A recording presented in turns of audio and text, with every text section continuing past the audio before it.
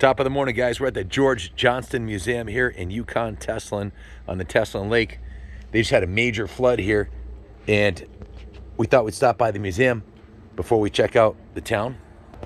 And this here was actually, this building we're standing next to was built in 1940, and from 1940 to 61, they had this huge tower here that would send radio signals to the airport about 4 miles away from here.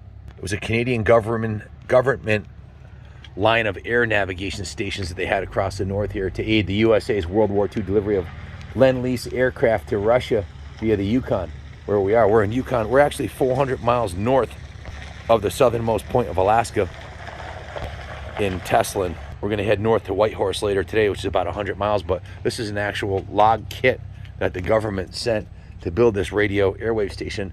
Let's go check out the museum inside. So this is the actual radio tower here. It's almost 100 years old. It was built in 1941. So what's that make it, like 80 years old? A lot of pine trees up here. So this is the actual tower. Al, do you know what happened? Did it get knocked over? It was moved here. It was moved here? Yeah. They should set it back up. That'd be kind of cool. I'm sure they will. It's just a matter of time. It's all there. I mean, it's almost 100 years old, but made out of, looks like it's made out of some type of quality steel. So this area is, this is my friend Al. What's happening, Al? So Al, you've lived here in Teslin since you were for a long time, right? I've been here for about 20-some years, yeah. How many citizens live here in Teslin? Maybe 500 of us. And it's a big area, only 500 people. Oh, yeah. So this it's huge. And how many of them are Canadians? About 100, and the rest are Indians, right? So this probably close to 400. So technically, we're on an Indian reserve. Is it? We're on an Indian reserve, about 400 miles north of the southernmost Alaskan point, right? Yes. Yes. So Al picked me up at the airport in Whitehorse, and we drove south here to Teslin. We're picking up the truck today. Then we're heading north to Whitehorse, again, another 100 miles north, to get some new tires put on the 2007 trucks. So tell us about this Tlingit trade. What is this? Oh, the Tlingit. Tlingit. The Tlingit native band was they were the people that basically hauled all the stuff from Skagway up the mountains for different people. They I'm not good at this, but they would. You're doing great.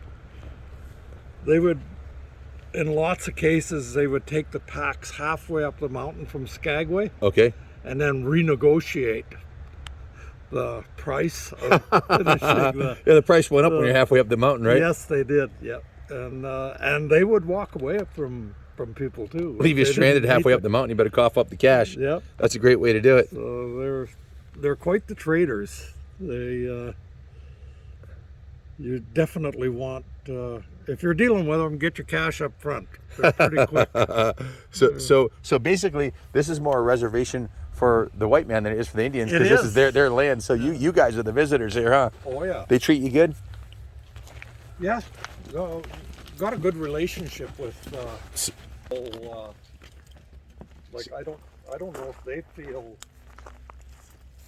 that there's a barrier between whites and so tell me the story about your wife. Wasn't she the first person to ever graduate from a high school here in Teslin? Her and her brother, yeah. And she lived here her whole life, right? Yep. So not too many people have lived here since the beginning of time that weren't Indians. No. So this museum here. They still have quite a traditional lifestyle here, actually. Yeah.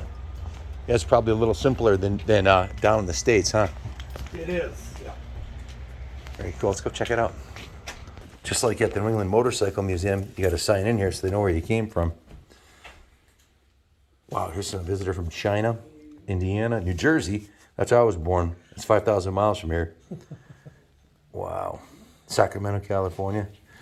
I'm going to sign this one. Kaplan, America. So if they Google it, they'll see who we are. From Rockville. Look at that, huh?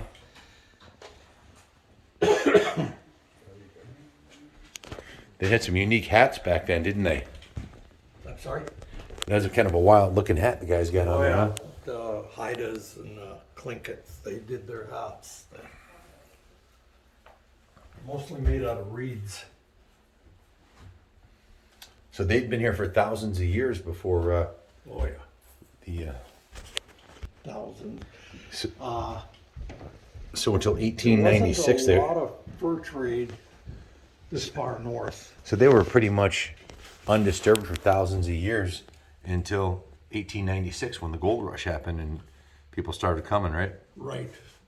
There were a lot of furs, but I think they went out through Alaska more so than this direction.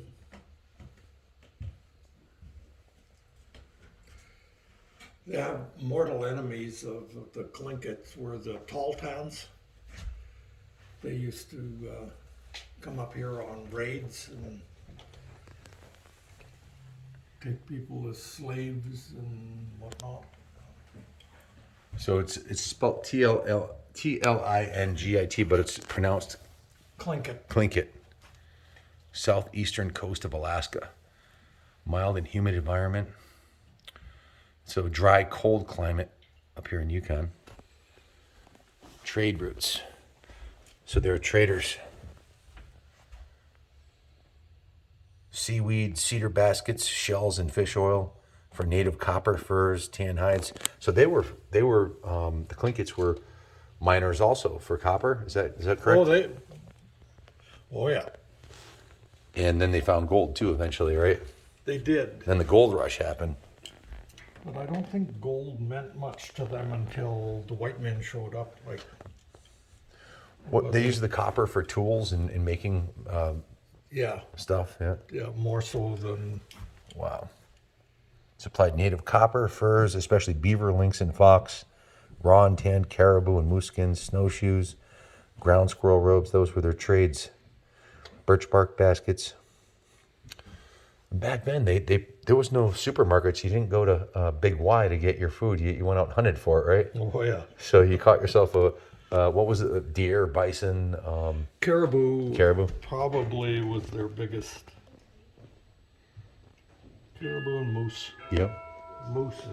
Caribou and moose. Now, if you caught a moose, that would probably feed your family for weeks, right? If not months. Oh, If they yeah. refrigerated it. Well, an average size moose probably produce 600 pounds of meat. And what happened here? When did the automobile show up? That must have been the early 1920s, it looks like, right? That was George Johnston's original.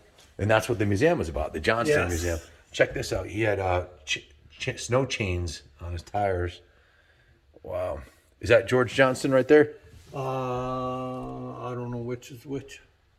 So Teslin had no roads, but the frozen lake offered 125 kilometers, or 78 miles of highway to drive on.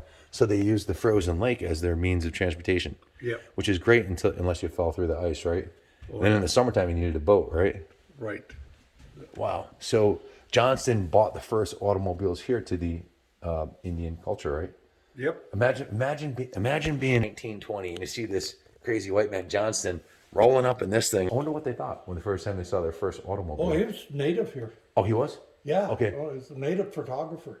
But so These are pretty much. but when they showed up with the first automobile, it must have been like seeing a spaceship land because there was no. Oh, There was. absolutely. Can you imagine the first? Well, they didn't even have electricity back then either, did they? No. Electricity didn't exist until the early 1900s, right?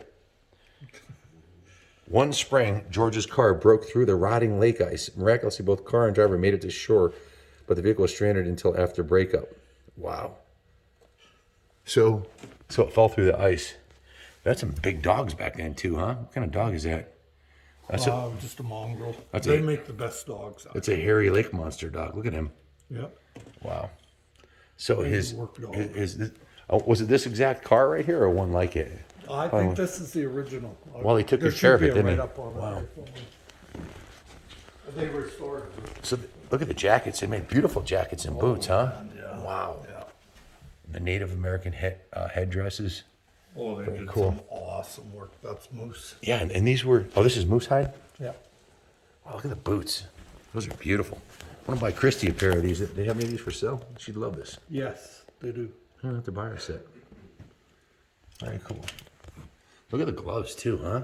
This is the first time I've been downtown in a few years, so I don't know where you buy trade stuff is. or anything anymore. And everything back then was all post and beam or log cabins.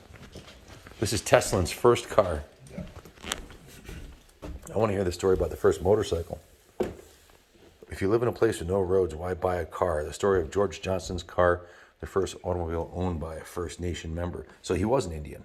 Yes. Oh yeah. No, it's full-blood Tlingit. Wow. George Johnston, full-blooded Tlingit, was a Teslin area trapper dreaming of owning a car after a particularly successful season. He fulfilled his fantasy and bought this 4-cylinder Model AB Chevrolet sedan at the Taylor and Drury store in Whitehorse. Charlie gave Johnston a hasty driving lessons at the Whitehorse Airport, and then George shipped the vehicle home aboard the Thistle. A hole had to be cut in the steamer's deckhouse to accommodate the car. The car traveled several hundred miles on the Yukon and Teslin rivers to reach the community. They didn't have roads then, did they? None. Imagine the reaction of his neighbors when the shiny new vehicle was unloaded from the steamer in remote and roadless Teslin. George knew that the largest road was right at his doorstep, 78 miles of frozen Teslin Lake. So what months is the lake frozen here? From December to, well, I don't know if you drive on it in December, but definitely January to May, middle of May. So at his trap line in winter, George observed the lake from his watchtower, visible in the photo mural behind the car. So where's his watchtower? It's in this photo somewhere? So he would hunt for game. You can see a little bit There it is. Oh wow, there it is right there. There's his watchtower. You can see it right there. So he would sit up there and watch and wait for the game to come by. He'd look for wolves, caribou, and other game on the lake. In the age before antifreeze, he drained the radiator into a pot to keep warm over a stove. As soon as the animal was sighted, the water was funneled back one crank and he was off. So he'd put heated water into it because he didn't have antifreeze and the block would crack. And he'd zoom out and, that's how he made a lot of money. He used his car to tow everything back. When George discovered that the dark car on the frozen lake alerted the animals, he camouflaged it with white house paint. So he painted it white so they couldn't see it coming. George hired local people to help him widen the trails around Teslin and to cut a 5-mile road to Fox Creek. This stretch of road later became part of the Alaskan Highway. So he was technically the first creator of the Alaskan Highway. Yeah. He cut the first road in. The first taxi ever, I think. That's George's daughter right there. Yep. George's Chevrolet. Apple Pine Chevrolet. George used his car as a community taxi, charging $1 or $2 per trip depending on the distance. As gasoline was scarce, the car was fueled by naphtha from the local Taylor and Drury store. What's naphtha? Naphtha. I'll have to Google that. Huh. George showed great ingenuity in caring for his car and affectionately called it Sequit, meaning like my son. Very cool. When a tire blew out, George used wire to sew up the hole and placed a moose hide patch over it to prevent bulging. Well, there's some ingenuity. A moose hide patch. There he is right there. Very cool. In 1962, 34 years after the original purchase, George Johnston returned to Chevrolet to Taylor and Drury Motors without a dent to trade in for a pickup truck. So he drove it for 34 years and bought a pickup truck on trade-in. The company restored the car after some difficulty determining its original color beneath the many coats of paint. Chuck Halliday, a company president, donated it to the Yukon government in 1992. This car is now on loan to the museum. This is an actual car. Hey, I believe so. that says something about the quality of vehicles back then. He drove it for 34 years in the frozen lake. It fell through the ice, and who knows how many miles. And the roads were really bad back then, and they were able to rebuild it. This is the actual car, and they restored it and put it in the museum. What a cool story, huh? It is. Wow. This is some of the old. Hey, there's Junior's first camera. Some of the ancient stuff. Very cool. So this was the first car that started the Alaskan Highway, technically. Teslin's first car. Here's some ancient. Hello, one ringy dingy. That's the original telephone. Wow. I'm just heading for the wash over there. 1902 edition of the Sears and Roebuck catalog.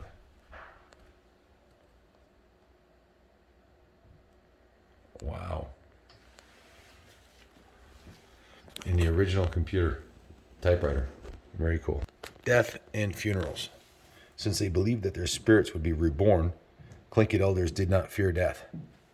Traditionally, the dead were cremated and their ashes placed in containers left high in trees or under shelters known as spirit houses. Later, burial replaced cremation. More elaborate spirit houses covered the graves and the dead person's possessions and gifts placed inside or on the fence enclosing the grave. Wow. Potlatch. About a year after a person's death, a potlatch was held to honor the deceased. The ceremony also strengthened social bonds and alliances between the host and the opposite deity. The guests often traveled many days to attend the potlatch. If the deceased had been a wolf, the wolf side hosted the potlatch. The crow side had carried out the funeral rituals the year before. The deceased wolf's maternal relatives were now obliged to repay the crow deity for their services. They elected a spirit house at the potlatch and a headstone or graven fence as the final labor. A large potlatch, it's kind of celebration after death, would involve several days of solemn speeches, feasting, dancing, and singing. I do after I die. You guys have a potlatch party at the museum. Several days. We'll get some bands and stuff, and you put my ashes inside a motorcycle gas tank or something. The word potlatch means to give. The more wealth given away, the greater the esteem for the host. In time, potlatches were held to recognize other occasions such as name giving, success in hunting, or recovery from illnesses. Still an integral part of Tlingit life. Very cool. Here's some of their traditional clothing, headdresses. Look at that spoon. You can make some soup with that, huh? Wow. Very colorful. Look at this stuff. What's this thing right here? Don't put your finger in there and turn that. It'll come out a hot dog. That's how they clean the laundry. What's this right here? Looks like they made something over here. Wringer washer. Oh, wringer. That's how you do your laundry. That's the original Maytag. Wow. Very cool. The inland Tlingit. Once established in the Teslin and Atlin Lake area, these Tlingits intermarried with the local people and became go-betweens in the trade between their coastal relatives and the people of the interior. The harsh conditions in this colder, more arid region forced them to adopt a nomadic lifestyle. In order to survive, the people traveled from place to place in a yearly cycle of hunting, trapping, fishing, and berry picking. You see some of the fruits of their labor over here.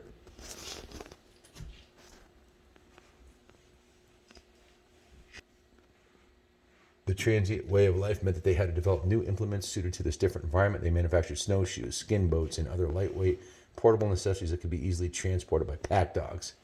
Today, the inland Tlingit remain a unique linguistic group in the Yukon. Their language differs from the Athapaska dialects spoken by other First Nations.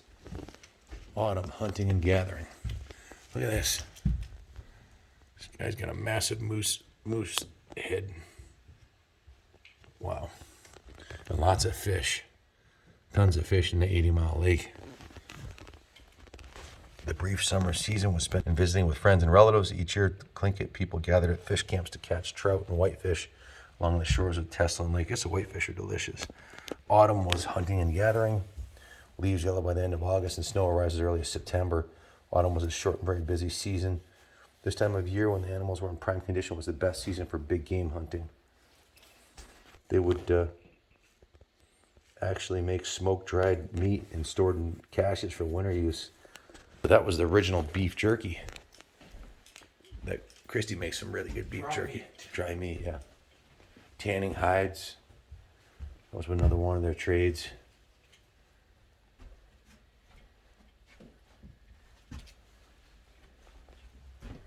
that. Beaver. Did you feel this? No, I didn't. It's amazing. Wow, it's really soft, huh? What kind of hide is it? Moose. Moose? That's some thick skin, huh? That'd make a kick-ass leather jacket. That's all. Do they make jackets out of it and stuff like that? Pretty Wow. much Is that a wolf right there? Is that a wolf? Yes.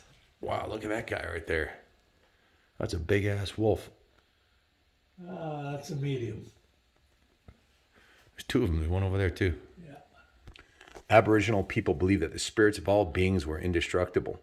When an animal let itself be killed by a hunter, its spirit would return to its fellow animals and report had it been mistreated. Since the people respected the beaver for its intelligence and particularly powerful spirit, they observed certain rules when hunting, killing, and preparing the animal. In order to avert retaliation and bad fortune, whenever beaver were skinned, the camps had to be clean, head and leg bones had to be returned to the water, and under no circumstances allowed to be eaten by dogs. It was forbidden to kill a porcupine near a beaver lodge, since these two animals were friends. So they had a lot of respect for the animals. Important crest animal for members of the Crow moiety. I got a shot. Look at the size of that. His hand looks, his paw was as big as your hand, huh? Yep. Man. I don't have particularly big hands. What do you think he weighed? Probably about 240. That's a big wolf. It was skinny, slim. Here's a 70 print. Just to put it in perspective. Yeah. So he's like 3 times the size of a husky. You probably eat the husky for lunch, huh? Oh yeah. Wow. Are there a lot of big wolves like that up here? More and more all the time, because they're kind of half-ass protected, damn it. Beaver They've hunting. decimated the moose. In the spring, beaver hunting. So the wolves can catch and eat moose? Yeah. Wow. These are some of the hides. Are those fox hides right there? The ones on the pole? Those are lynx. Lynx. Is that like a cat? Pardon me? Some type of a cat, a lynx? Yes. Yeah. Yeah, bobcat or lynx are quite similar. That's a moose. That's a coyote. Coyotes? Beaver. Oh no, this is a wolverine. That's a wolverine? Those are nasty, huh? Oh yeah. Nobody messes with the wolverine. Yeah, even a grizzly bear doesn't want to screw with them.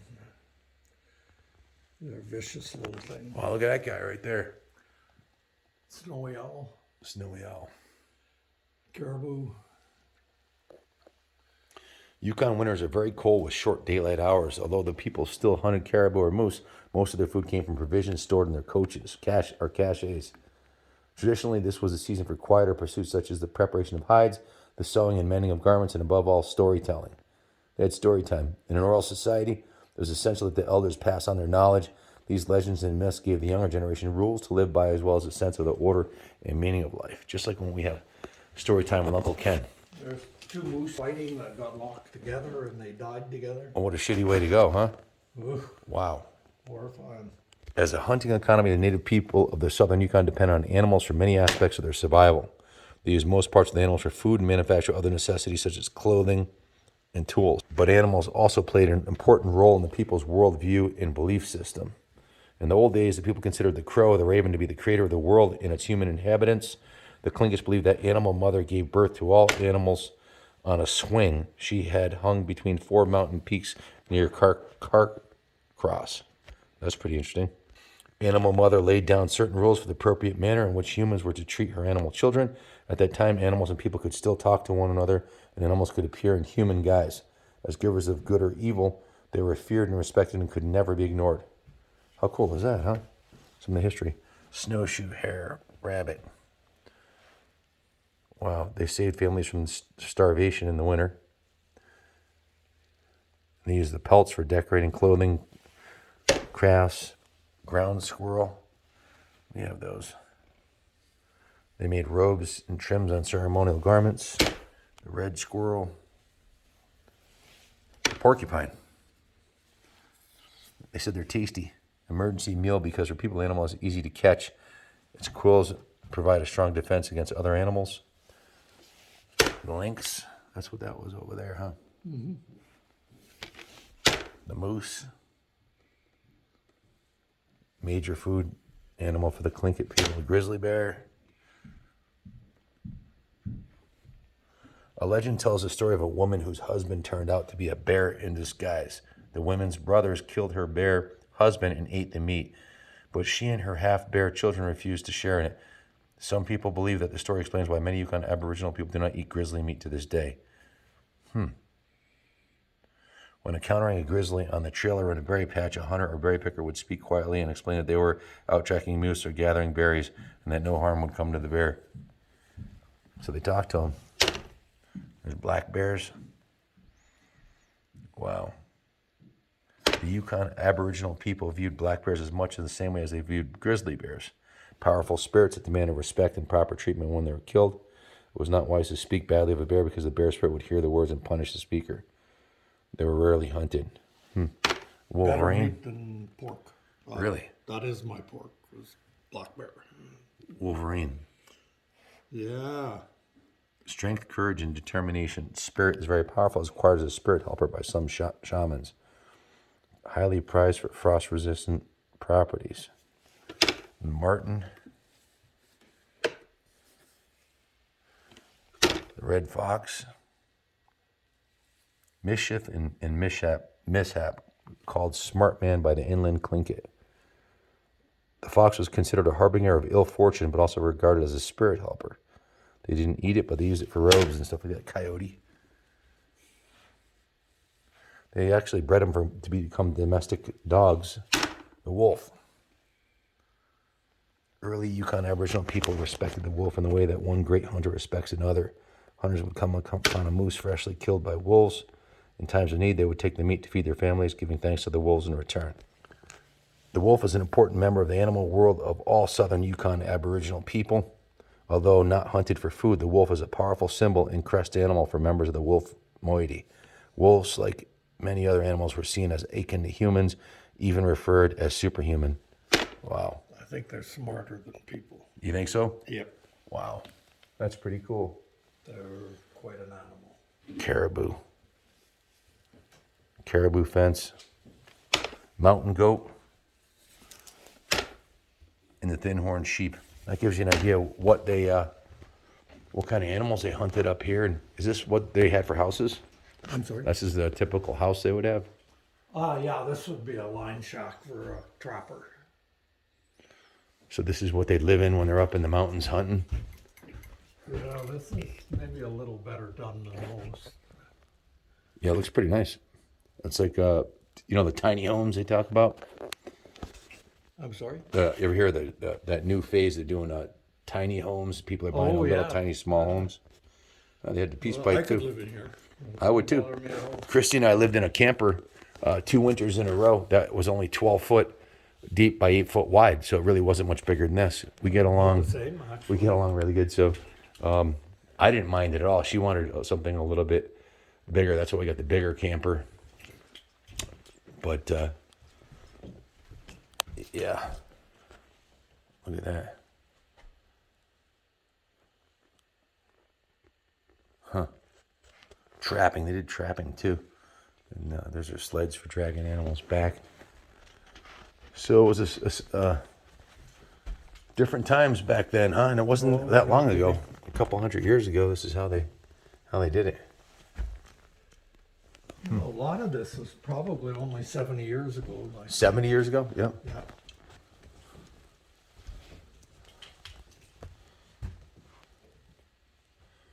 Wow.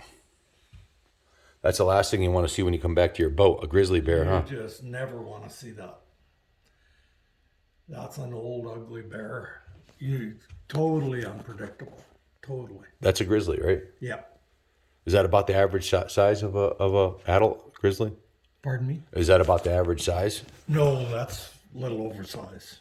That's one of the bigger ones. Much bigger. Look at the claws on them. Oh, yeah. Tear you in half probably with them claws, huh? Yeah, well, he would probably stand at between 9 and 10 feet.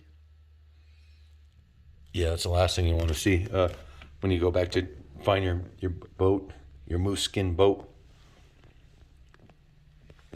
Wow. That's all moose skin, all of the Everything looks like it's moose. Very cool. This is a very historic area we're in here, where the Tlingit Indians or natives or aboriginals lived a pretty simple life for thousands of years until the gold rush, and that changed everything. But where we are here in Teslin, this property is still owned by the Tlingits. This area is owned by the Tlingits still, right? It is, yeah. So we're visitors here. So, We are. and this is their history. And you can come up and check it out yourself if you want. There's some trappers with a 1, 2, 3, 4, 5, 6, 7, 8, 9, like 30 wolf hides. Not all of them. No, I just seen this one. Oh, that's a wolf. Yeah. Oh, that's fox. We got some foxes too. But these Edward, are Jack, wolves. and Jenny Johnston.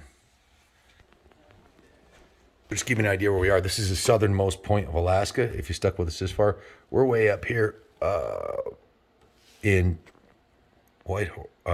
Teslin. Where's Teslin on here? It's got to Where's be up here. Teslin? Yeah. Well, I can't see the glare on my glasses. So this is the southernmost point of Alaska. Teslin is way up here, like 400 miles north of the southernmost point. Oh, That's yeah. where we are. Pretty far up. They have long Well, winters. this isn't the end of Alaska either. Yeah, It keeps goes right on. down to. Sure. Is it some of the original? Being a lake, as soon as they got the outboard powered boats, I'm sure they expedited everything to get around a 70-mile lake. Wow, this is like a barn find, you know? This is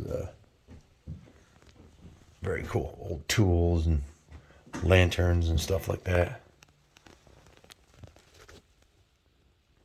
That's got to be from the 20s or 30s, I'll bet. Well, I imagine. Johnston, Ford, Yukon. Typical moose skull. Look at that, huh? Quite rare. They do have them. Must have been an old one. Not necessarily. It looks like about a 3-year-old by the size of it. These are the three mountains in the background of the lake. They call them the Three Aces. That's at the BC border. There they are with their original log homes.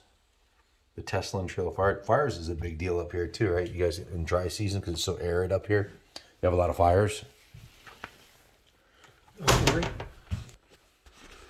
All kinds. So this wasn't a year-round settlement until 1940. They'd be out hunting, traveling, in kind of a nomadic lifestyle, you know.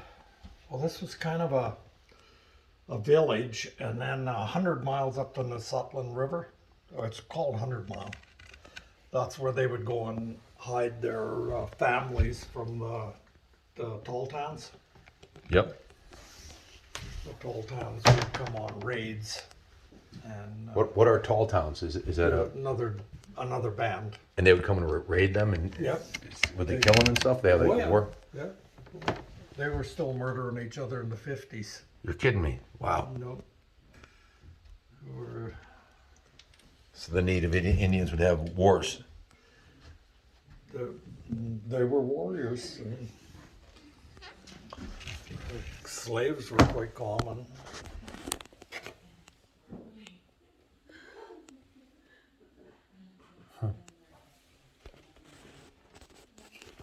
Wow. So up until 70 years ago, they were having wars between the native societies. And that's Andy Smith. Doesn't look like Andy Smith, but that's his name. Yep. Sounds like the white man named him. Something tells me his name wasn't Andy Smith before we showed up. Well, they Was it? they This guy's name was Edgar Sidney, and they called him the name giver. He was- kind of a spiritual fellow. Oh, okay. There's their boats, dogs. Had a lot of dogs up here. Probably the dogs probably protected them from wolves and. They did a lot of packing. Oh yeah, they were In the work dogs. summertime. Yep. They were. Yeah, They built ships here too, right? Pack animals, and then they pulled sleighs in the wintertime. With an 80-foot lake in your back door, that's how they got around, right? Oh yeah. Geese and beaver. Wow, eagle. They used to hunt eagles too.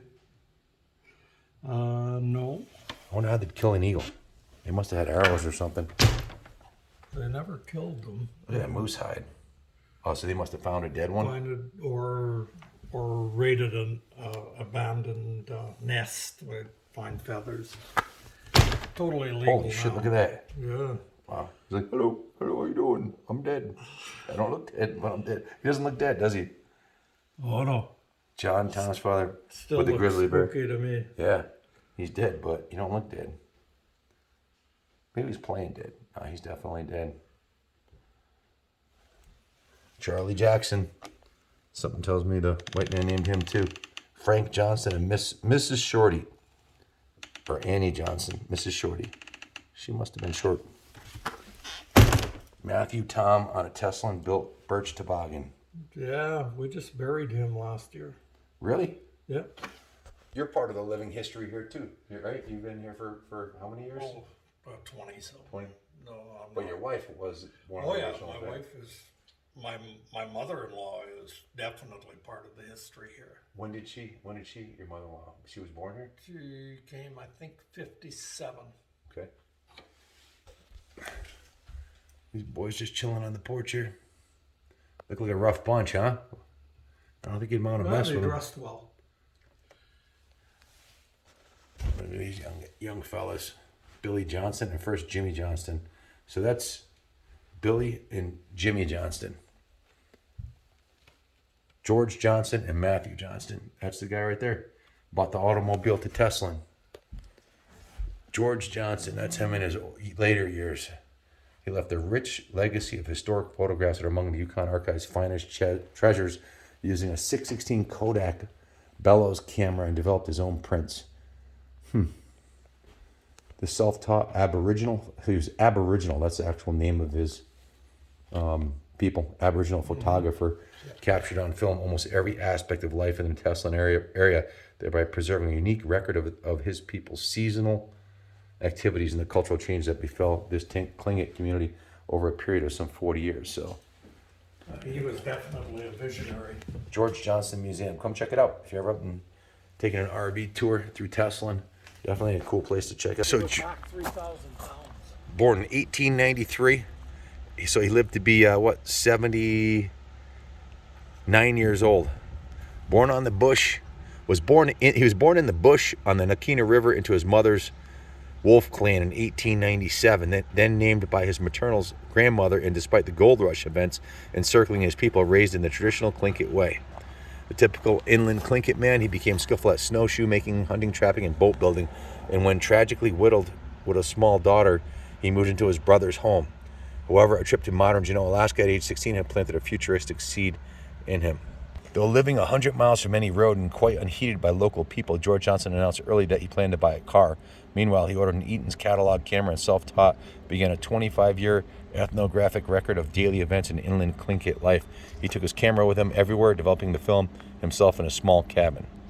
In 1928, he began to have a road cut, and in 1929, flush from fur sales, went to Whitehorse to buy this 28 Chevrolet, which is in the museum. He took a 15-minute drive lesson, and the rest is history. Transportation and travel. I guess they use dogs or work to pull sleds. Like Yukon. I don't know if you remember that Christmas. Remember the Christmas movie, the Yukon Cornelius, what was his name? And it was Abominable Snowman, and he had the dogs, and he'd be like, mush, mush, and whip the dogs, and it was a cartoon. And then he had it was Rudolph the Red-Nosed Reindeer.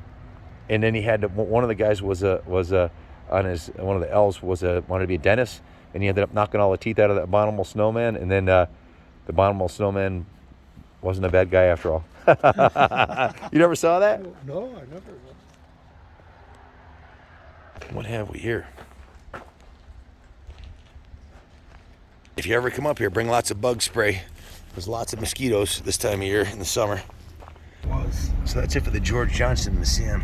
So Teslin Lake here is up to 730 feet deep, if you can imagine that. That's absolutely phenomenal. Wow, look at this place. It's just beautiful out here. 700 foot deep natural lake. That's one of the buildings that was in the museum. It's called Tlingit Circle, George Johnston. And the one behind it as well. Those are the aces they talked about in the museum. The 3 mountains, or 3 peaks. It's the BC border. British Columbia. So we're north of British Columbia, right? Just slightly, yeah. Just slightly That's north. about 15 miles. 400 plus miles north of the southernmost tip of Alaska. Yes. 60th parallel. Or north of 60, yeah. There's your church right there. There's the local church right here. Look down here. So it's 430 feet deep right out here. Lots of fish.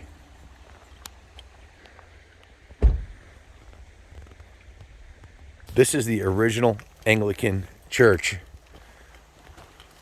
right here. When was this built, do you know? Wow.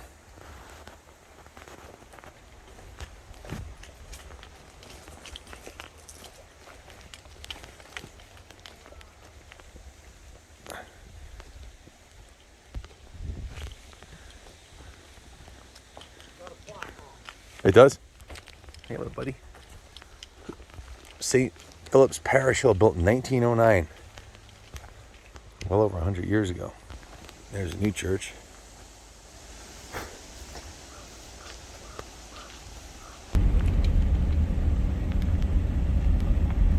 So these sandbags are here because the lake was flooding. People's houses were getting submerged.